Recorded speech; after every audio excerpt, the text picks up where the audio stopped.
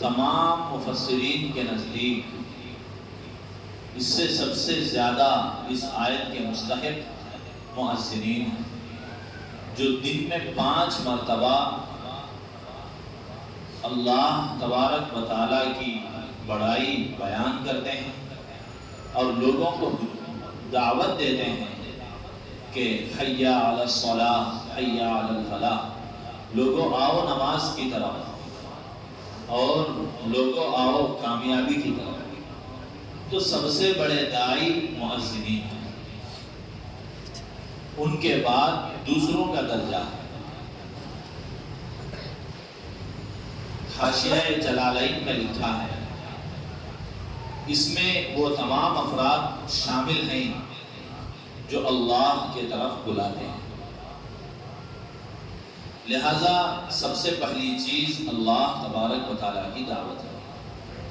آدمی اللہ کی طرف اس وقت بلائے گا جبکہ آدمی اللہ پر ایمان لائے گا۔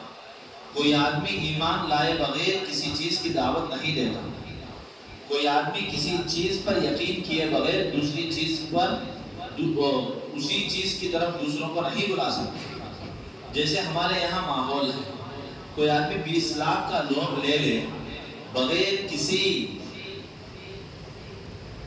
ڈاکومنٹس کے، اور اس کا طریقہ بھی اگر اس کو معلوم ہو جائے تو آدمی کیا کرے گا کہ بولے گا کہ فلاں بینک میں آپ کو بغیر ڈاکومنٹس کے لون مل رہا ہے 20 لاکھ، آپ ایلیجیبل بن گئے، لہذا اس کی دعوت بھی دے گا۔ اگر کوئی آدمی کسی کو معلوم ہو گیا کہ 25 پیسہ یعنی 25 پیسوں پر کسی کو 20 یا 30 لاکھ کا لانگ ٹرم لون مل رہا ہے، تو آدمی کم سود کے لون پر، حالانکہ سود لینا جائز بھی نہیں ہے دینا جائز بھی نہیں ہے، لیکن کم سود مل رہا نا، اس کی بنیاد پر آدمی کیا کرے گا، دوسرے کو دعوت دے گا، کیونکہ اس کو 30 لاکھ ملنا محسوس ہو رہا ہے اور اس کو سامنے فائدہ نظر آ رہا ہے اور اس کی دعوت دے رہا ہے۔ آدمی جب تک کسی چیز کو دیکھے گا نہیں اور کسی چیز کا اس کو جب تک یقین نہیں ہوگا، وہ دوسروں کو دعوت نہیں دے گا۔ اسی طرح آدمی جب تک اللہ تعالیٰ پر ایمان نہیں لائے گا، یقین نہیں کرے گا، اس وقت تک وہ دوسروں کو اللہ کی طرف نہیں بلا سکے گا۔ ایمان لانے والا آدمی ہی، صحیح معنی میں یقین کرنے والا آدمی ہی، اللہ پر صحیح معنی پر بھروسہ کرنے والا آدمی ہی اللہ تبارک و تعالیٰ کے طرف لوگوں کو بلائے۔ کوئی آدمی، ہم لوگ کہتے ہیں ایمان کی دعوت دیتے رہنے سے ایمان پختہ ہوتا ہے، ایسا اصل نہیں ہے۔ جب تک ایمان پختہ نہیں ہوگا دعوت کامل نہیں ہوگی، جب تک ایمان پختہ نہیں ہوگا اس وقت تک دعوت کامل نہیں ہوگی۔ حضرت ابوبکر صدیق رضی اللہ عنہ سب سے پہلے ایمان لے آئے، اللہ کے نبی علیہ السلام سے دریافت فرمایا، یا نبی اللہ آپ بتا دیجئے کیا ہم حق پر نہیں ہیں؟ تو حضرت اللہ کے نبی علیہ السلام نے فرمایا تو ہم حق پر ہیں، تو پھر دیر کس بات کی ہے؟ جو خدا حق ہے، جس پر ہم ایمان لے آئے ہیں، اس کی دعوت ہم کیوں نہ دیں؟ اسی لیے مکے کے گلیوں میں گئے اور فوراً دعوت دیے، اس پر جو مصیبت آنے والی تھی اس کو اپنے ہاتھوں سے مول لیے اور اس مصیبت کو برداشت کیے۔ لوگ اتنا مارے کہ بے ہوش ہو کر گر پڑے، اور رشتہ دار ان کو باقاعدہ بازار سے اللہ اور ان کے گھر میں لے کر آ کر سلا دیے۔ ایک دن کے بعد جب ہوش آیا تو کہنے لگے محمد رسول اللہ کیسے ہیں؟ یہ یقین ہونے کی علامت ہے۔ آدمی کو جب اللہ پر بھروسہ بیٹھ جاتا ہے تو اس کی دعوت میں کمال پیدا ہوتا ہے، اور ایمان بھسبھسا ایمان کے ساتھ آدمی دعوت دے گا تو اس کی دعوت بھی ناقص ہوگی، اس کی دعوت بھی ناقص ہوگی۔ اسی لیے کتابوں میں لکھا ہے کہ مؤذن جب اذان دے تو اس احساس کے ساتھ اذان دے، میں جس دعوت تامہ کا اعلان کر رہا ہوں یہ دعوت تامہ اور عامہ ہے، اور اس کا احساس کرتے ہوئے لوگوں کو کیا کرے، دعوت دے۔ حالانکہ ہمارے یہاں ماحول یہ ہے، برا نہ مانے، مؤذن ایسے فرد کو بنا دیا جاتا ہے جو معاشرے کا سب سے کمزور ترین آدمی ہوگا. مؤذن ایسے فرد کو بنا دیا جاتا ہے جو معاشرے کا سب سے کمزور ترین آدمی ہوتا ہے، حالانکہ معاشرے کا سب سے اعلیٰ ترین آدمی، ایمان کے اعتبار سے سب سے مضبوط ترین آدمی کو مؤذن بنانا چاہیے. حضرت بلال مسجد نبوی کے مؤذن تھے، مسجد نبوی کے مؤذن تھے. رسول اللہ صلی اللہ علیہ وسلم کے خادم خاص تھے. پہلے مؤذن بنے یا ایمان پہلے لائے؟ بولو، پہلے ایمان لائے بعد میں مؤذن بنے. ان کا ایمان مکے والا ایمان تھا، وہ مؤذن مدینے میں بنے. ان کا ایمان مکے والا ایمان تھا اور وہ مؤذن مدینے میں بنے ہیں. مکے والا ایمان اتنا مضبوط تھا، اتنا مضبوط تھا، ان کو مکے کے گلیوں میں مکے کے اوباش لڑکے پیروں میں رسی ڈال کر گرم ریت پر کھینچتے تھے تو بھی کہتے تھے کہ اللہ یہ. اور ان کے سینے پر چٹان رکھتے تھے تو وزن کے مارے وہ کہتے تھے کہ اللہ یہ. انگار پر ان کو لٹا کر باقاعدہ ان کو ایمان سے ہٹنے کی بات کی جاتی تھی تو کہتے تھے کہ اللہ ایک ہے. اتنے بڑے مضبوط ترین ایمان کے پہاڑ رکھنے کے ساتھ ساتھ جب مدینہ المنورہ پہنچے، اذان کا حکم آیا، اللہ کے نبی علیہ السلام نے اذان دینے کی باری حضرت بلال کو لگائی تو اذان کا عالم یہ تھا، جب حضرت بلال اذان دیتے تھے تو مدینے کا بچہ بچہ اور عورتیں رویا کرتی تھیں. یہ دعوت تامہ ہے. یہ کیا ہے؟ یہ دعوت تامہ ہے. حالانکہ اصل ہوتا کیا ہے؟ ہمارے یہاں معاشرے کا کمزور ترین آدمی جس کو کلمے تک صحیح نہیں آتا اور جس کو ہم جب تک جہاں تک ہو سکے تنخواہ کم دے سکتے ہیں، ایسے فرد کو ہم مؤذن بناتے ہیں. حالانکہ ایسا فرد مؤذن بننے کے لائق نہیں ہے. اور مؤذن تو وہ ہو جس کا ایمان کامل اور مکمل ہو، جس کی دعوت کا تام ہو اور عام ہو. میں یہ باتیں صرف یہاں کہہ رہا ہوں ایسا نہیں ہے، میری مسجد میں بھی میں باقاعدہ علی اعلان کہتا ہوں، باقاعدہ میں علی اعلان کہتا ہوں. اسی لیے ہر مسجد کے لیے مؤذن الگ ہونا چاہیے، خادم مسجد الگ ہونا چاہیے. ہمارے یہاں دو چیزوں کو ملا کر ایک مؤذن بنا دیا جاتا ہے. مطلب یہ ہے مسجد میں جھاڑو پوچھا کرنے والا وہی ہے، لیٹرین صاف کرنے والا وہی ہے، باتھ روم صاف کرنے والا وہی ہے، وضو خانے صاف کرنے والا یہی وہی ہے، مسجد کا جھاڑو دینے والا وہی ہے اور مسجد کا دیکھ بھال کرنے والا وہی ہے. ان تمام کاموں کو ملا کر پھر ساتھ میں وہ 5 وقت اذان دے دے. یہ ہم مؤذن ایسے آدمی کو مؤذن طے کرتے ہیں اور وہ بھی اس کا ہم کیا کرتے ہیں؟ تنخواہ بھی ہم کم طے کرتے ہیں. بات سمجھ میں آ رہی ہے؟ اللہ کے نبی علیہ السلام کے جو مؤذن تھے ان کا کام مسجد کی صفائی کا نہیں تھا، بلکہ ان کا کام صرف رسول اللہ صلی اللہ علیہ وسلم کی خدمت تھی اور صرف اذان دینا تھا. وہ تو اللہ کے نبی علیہ السلام کے گھر کے خادم تھے، پہلے خادم تھے بعد میں جا کر مؤذن بنے. یہ اصل چیز ہے. اسی لیے اللہ نے فرمایا وَمَنْ أَحْسَنُ قَوْلًا مِّمَّنْ دَعَا إِلَى اللَّهِ، اور اس سے بہتر آدمی کون ہوگا جو لوگوں کو اللہ کی طرف بلائے. اللہ کی طرف بلانے والوں میں تمام لوگ شامل ہیں جو اللہ کی طرف لوگوں کو دعوت دیتے ہیں اور ان کے ساتھ ساتھ مؤذنین بھی شامل ہیں. آپ دیکھ لیں کتابوں میں ہم باقاعدہ منتخب پڑھتے ہیں، فضائل پڑھتے ہیں اور دوسرے احادیث پڑھتے ہیں. جتنے فضائل مؤذنین کے آئے ہیں شاید کسی کے فضائل اتنے نہیں آئے ہیں.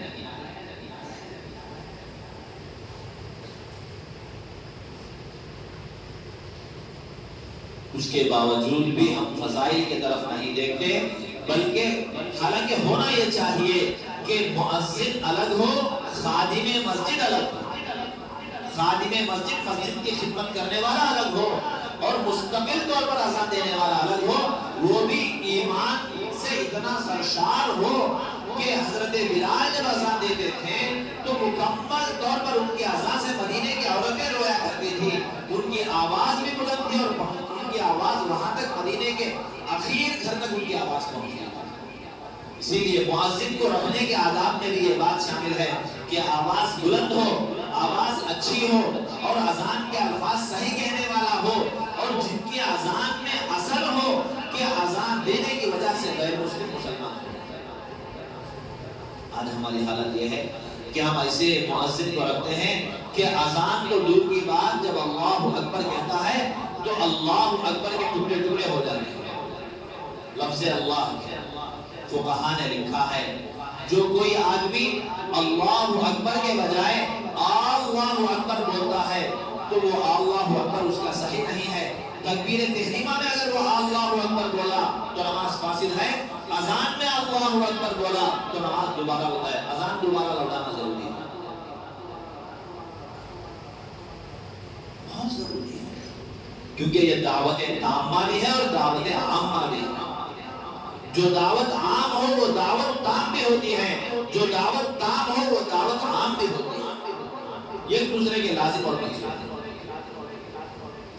اللہ تبارک و تعالیٰ نے دوسری چیز اس آیت میں بیان فرمائی وَمَنْ أَحْسَنُ قَوْلًا مِّمَّنْ دَعَا إِلَى اللَّهِ، اس سے بہتر آدمی کون ہوگا جو لوگوں کو اللہ کی طرف بلائے۔ اسی لیے بہترین آدمی بننے کے لیے بہترین ایمان کے ساتھ لوگوں کو بہترین ایمان کی طرف دعوت دینا چاہیے، یہی اصل زندگی ہے۔ اور دوسری چیز وَعَمِلَ صَالِحًا، عمل صالح۔ دعوت اللہ کے لیے ایمان شرط ہے، عمل صالح کی قبولیت کے لیے بھی ایمان شرط ہے۔ اللہ کی طرف وہی آدمی بلائے گا جو اللہ پر ایمان لاتا ہو، اور عمل صالح اسی آدمی کی قبول ہوگی جو ایمان والا ہو۔ بھئی نماز کی طرف غیر مسلم نہیں بلائے گا، نماز کی طرف نماز پڑھنے والا بلائے گا۔ روزے کی طرف کوئی غیر مسلم نہیں بلائے گا، روزے کی طرف روزہ رکھنے والا بلائے گا۔ روزہ وہی آدمی رکھے گا جو اللہ پر ایمان لایا، اللہ کے حکموں کی پابندی کرنے والا۔ عمل صالح میں کتنی چیزیں ہیں؟ تمام عبادات، تمام معاملات، تمام معاشرت پورے کی پورے عمل صالح میں آ گئی، پورے دین کا نچوڑ عمل صالح میں آ گیا۔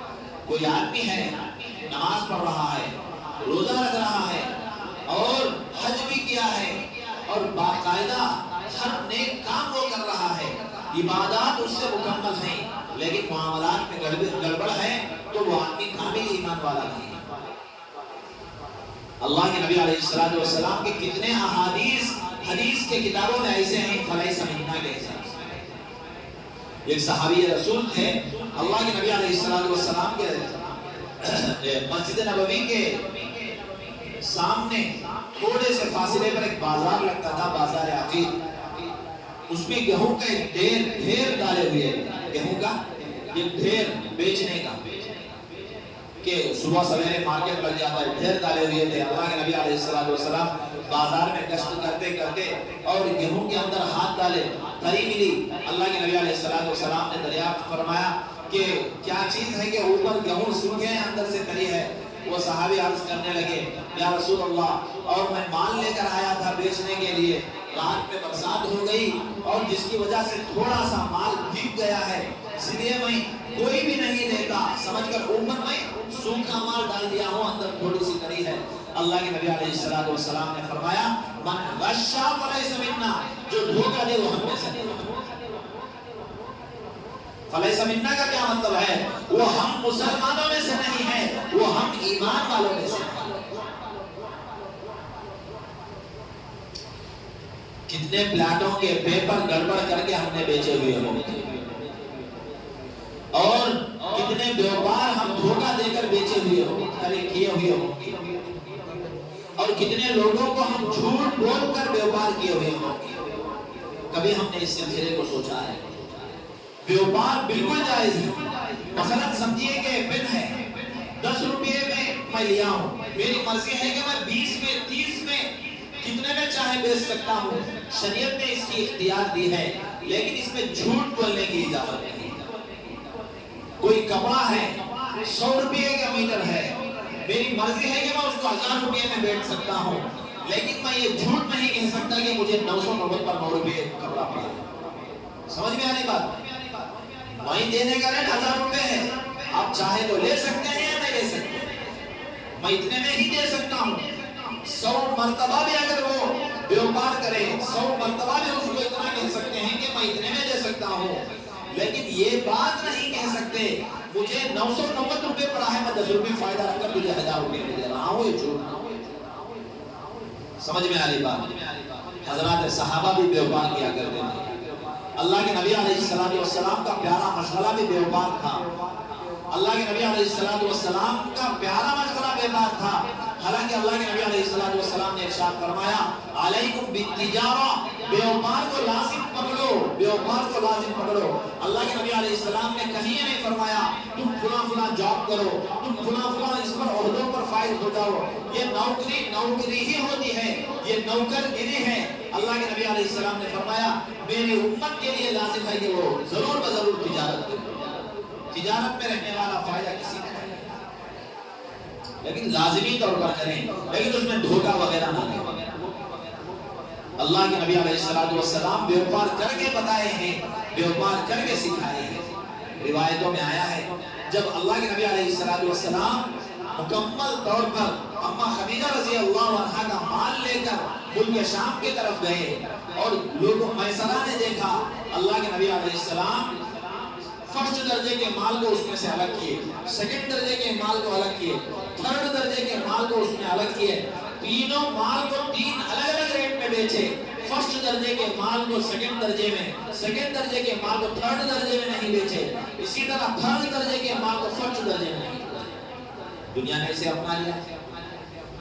آپ کو معلوم ہے آن لائن سسٹم آج کے جو زمانے کا چل رہا ہے، امیزون ہو، فلپکارٹ ہو اور اسی طرح میشو ہو وغیرہ جتنی بھی چیزیں ہیں، اور جو بھی مارکیٹ چل رہا ہے یا آن لائن ہو یا آف لائن مارکیٹ ہو، یہ ٹیکنالوجی کی جتنی بھی چیزیں ہیں، آپ غور کر کے دیکھ لیں ان بیوپاروں میں، اس سامان میں غور کر کے دیکھ لیں جس میں اللہ کے نبی علیہ السلام نے طریقہ معلوم ہوتا۔ آئی فون کتنا پڑتا ہے؟ آئی فون 60,000 سے شروع ہو کر 1.5 لاکھ تک پڑتا ہے۔ وہ کہاں تیار ہوتا ہے؟ اس کے پیچھے لکھا ہوا ہوتا ہے، اس کے باکس کے نیچے اسمبلڈ ان چائنا، یہ چائنا میں اسمبل ہوا ہے، لیکن اس کے مین اس کا جو لوگو بنا ہوا ہوتا ہے اس کے نیچے لکھا ہوتا ہے میڈ ان کیلیفورنیا، کیلیفورنیا لکھا ہوا ہوتا ہے۔ وہ بنتا چائنا میں ہے، برانڈ اس کا کیلیفورنیا کا ہے اور بکتا ہے وہ 1.5 لاکھ میں۔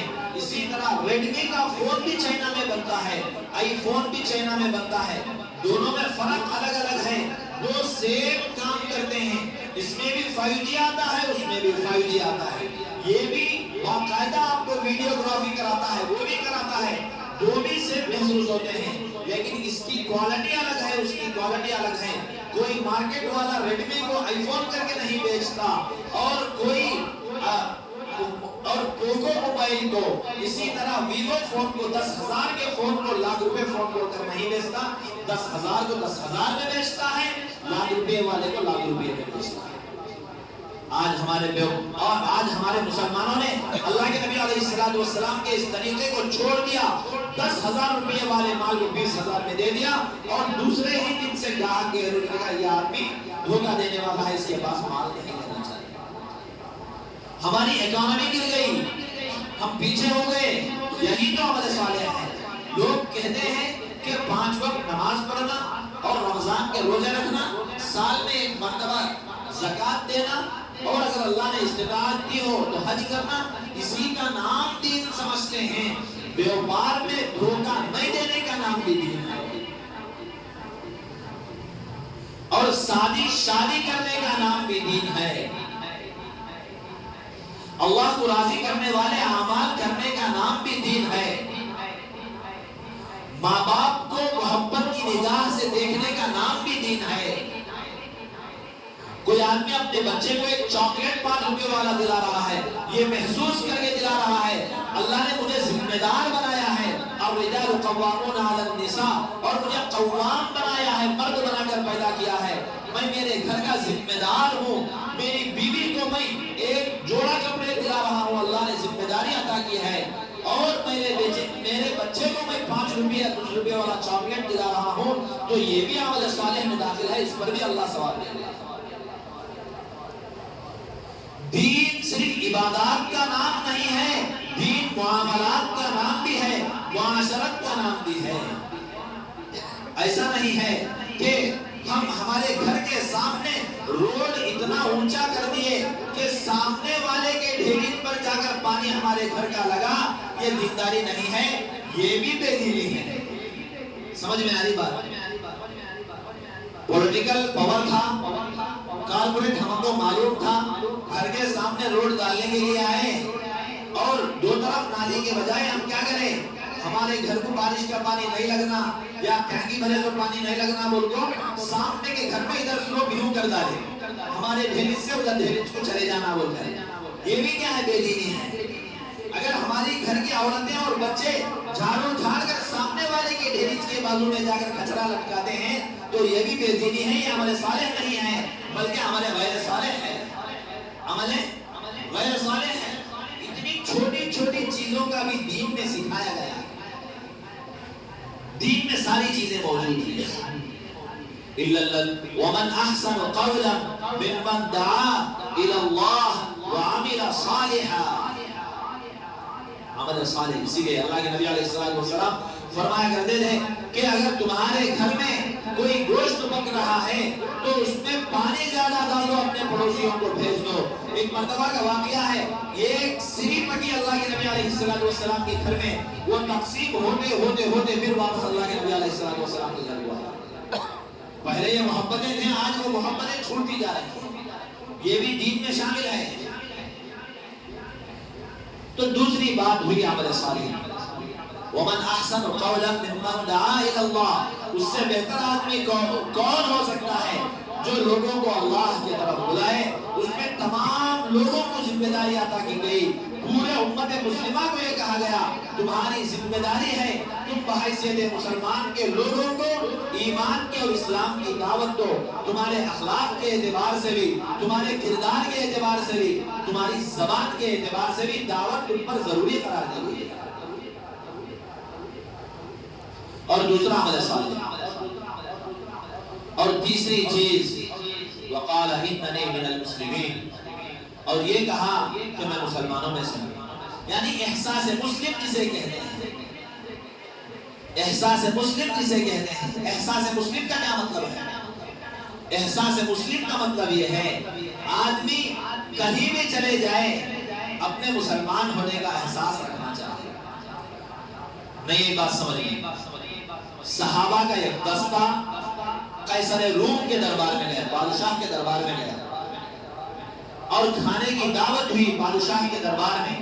حضرات صحابہ معمولی لباس پہنے ہوئے تھے، دسترخوان پر بیٹھ گئے اور ایک لقمہ نیچے گر گیا، وہ صحابی اٹھا کر کھانے لگے۔